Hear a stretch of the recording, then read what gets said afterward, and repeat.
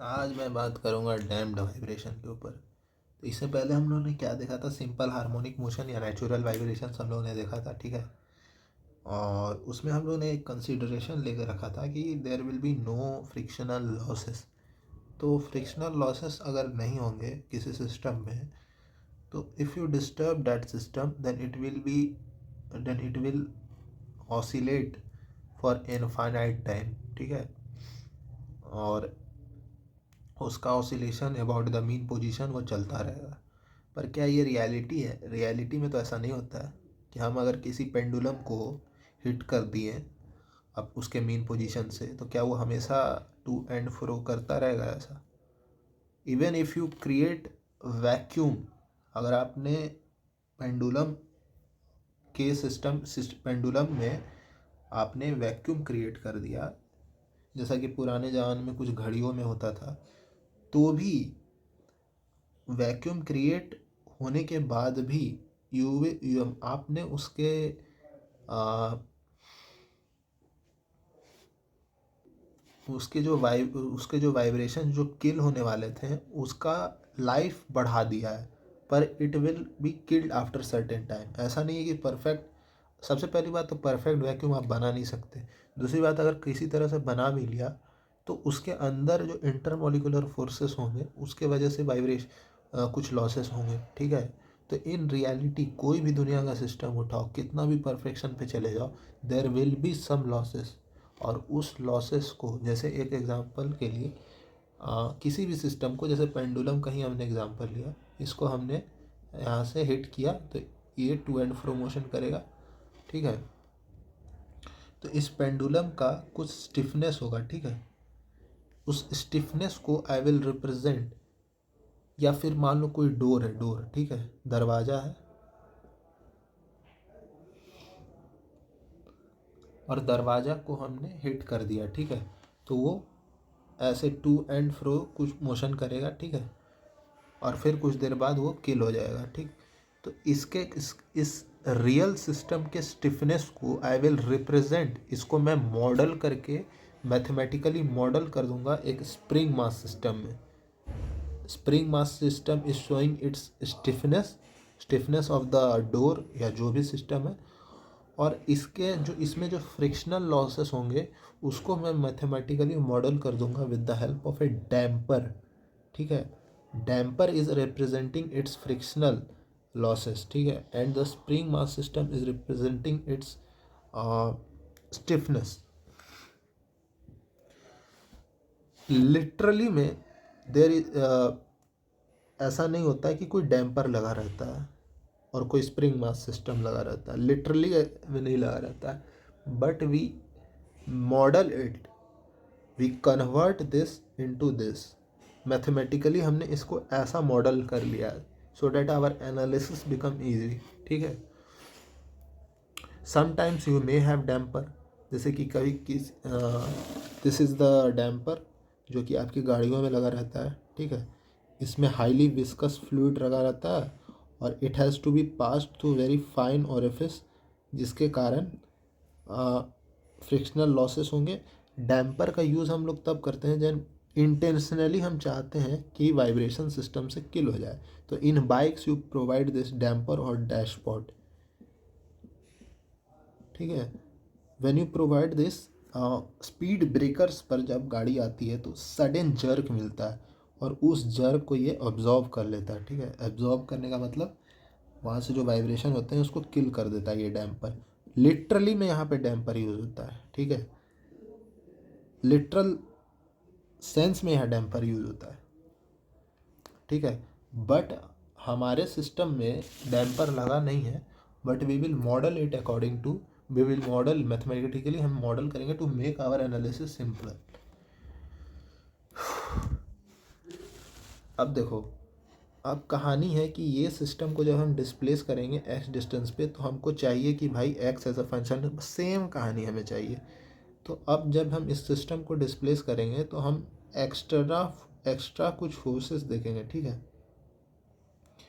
सबसे पहली बात तो इस पर एक्स्ट्रा फोर्सेस क्या आएंगे? एक फोर्स आएगा जो स्प्रिंग लगाएगा और एक फोर्स आएगा जो डैम्पर लगाएगा। एंड डैम्पर डैम्पिंग फोर्स क्या होता है? देखो, डैम्पिंग फोर्स जो होता है that is proportional to velocity, and if you will remove this proportionality sign, you will have a constant of proportionality, that is c, that is also called as damping coefficient, if I am right. हाँ, damping coefficient ही कहते हैं, ठीक है।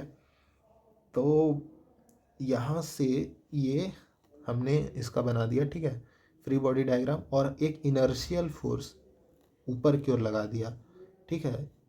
D d'Alembert's principal से हम इसका F we D बना दिए, और इसको इक्विलिब्रियम में आ गया भी है, इसको इक्वल टू ज़ीरो कर देंगे, तो M X double dot plus C X dot.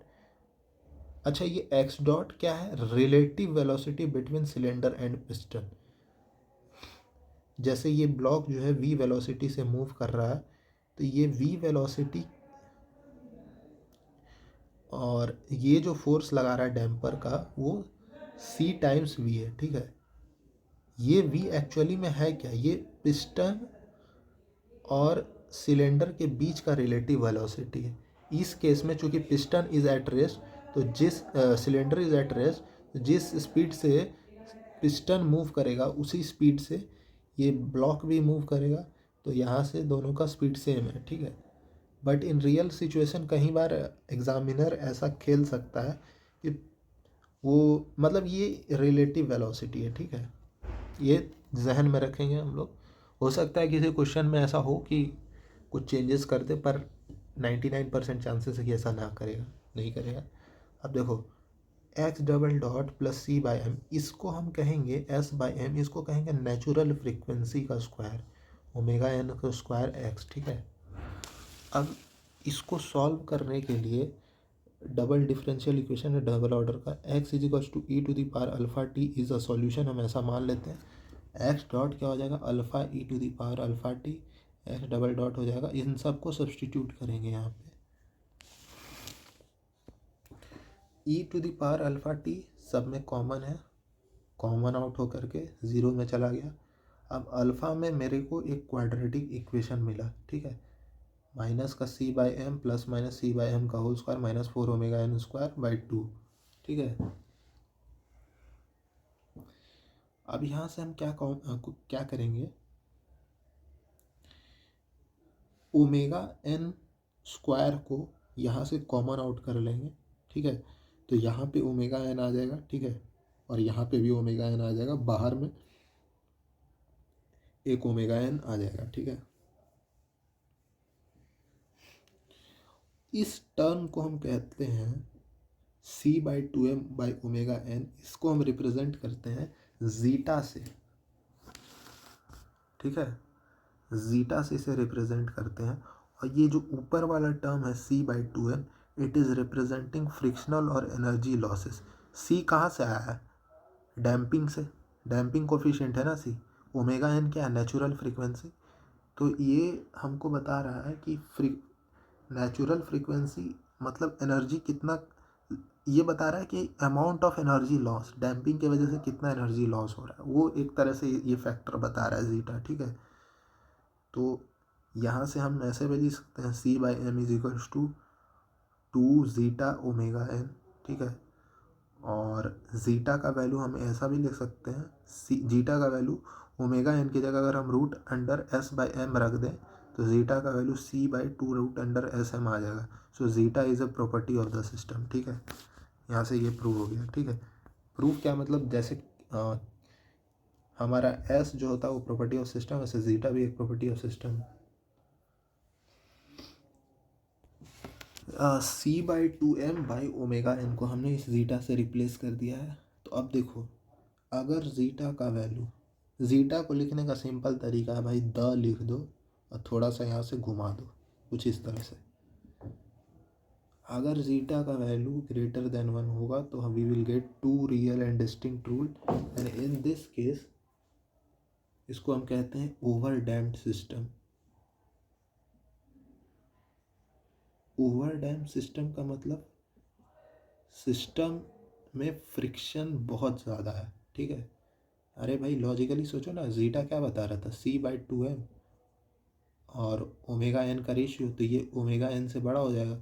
ये टर्म क्या बता रहा है, फ्रिक्शनल लॉसेस को बता रहा है ना, C/2n।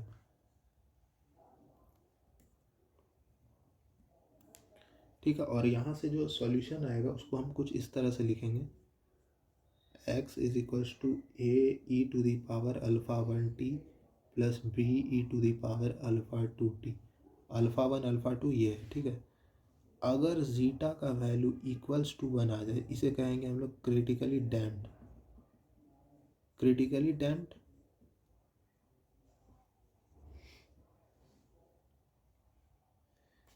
और इसका सॉल्यूशन हो जाएगा x is equals to A plus B t into e to the power alpha t. और थर्ड केस बनता है जब जीटा का वैल्यू लेस देन 1 हो, यहाँ इमेजिनरी सॉल्यूशंस आएंगे। अब क्या होगा, कैसे होगा, वो अगले वीडियो में देखेंगे, ठीक है।